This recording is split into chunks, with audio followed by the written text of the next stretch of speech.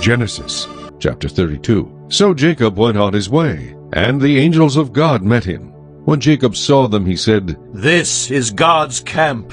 And he called the name of that place Mahanaim. Then Jacob sent messengers before him to Esau his brother in the land of Seir, the country of Edom, and he commanded them, saying, "Speak thus to my lord Esau. Thus your servant Jacob says, I have dwelt with Laban and stayed there until now. I have oxen, donkeys, flocks, and male and female servants, and I have sent to tell my lord that I may find favor in your sight." Then the messengers returned to Jacob, saying, "We came to your brother Esau, and he also is coming to meet you, and 400 men are with him."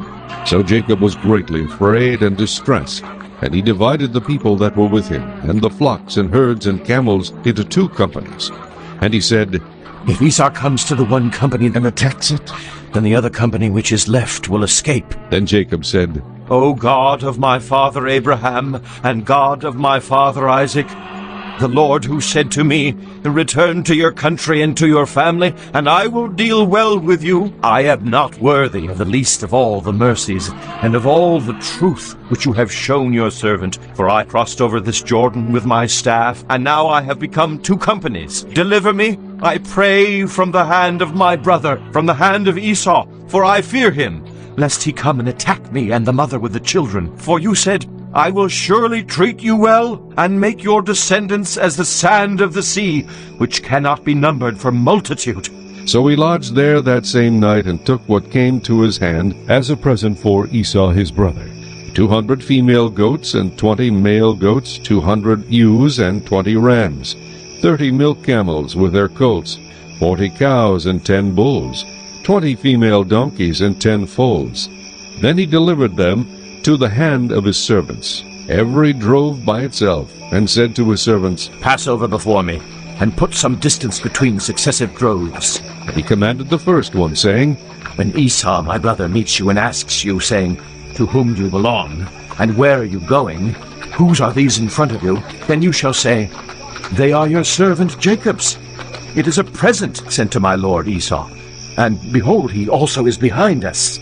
So he commanded the second, the third, and all who followed the drove, saying, In this manner you shall speak to Esau when you find him, and also say, Behold, your servant Jacob is behind us. For he said, I will appease him with the present that goes before me, and afterward I will see his face.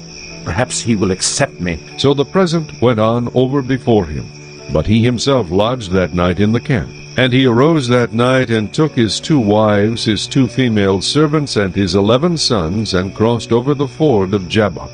He took them, sent them over the brook, and sent over what he had. Then Jacob was left alone, and a man wrestled with him until the breaking of day. Now when he saw that he did not prevail against him, he touched the socket of his hip, and the socket of Jacob's hip was out of joint as he wrestled with him.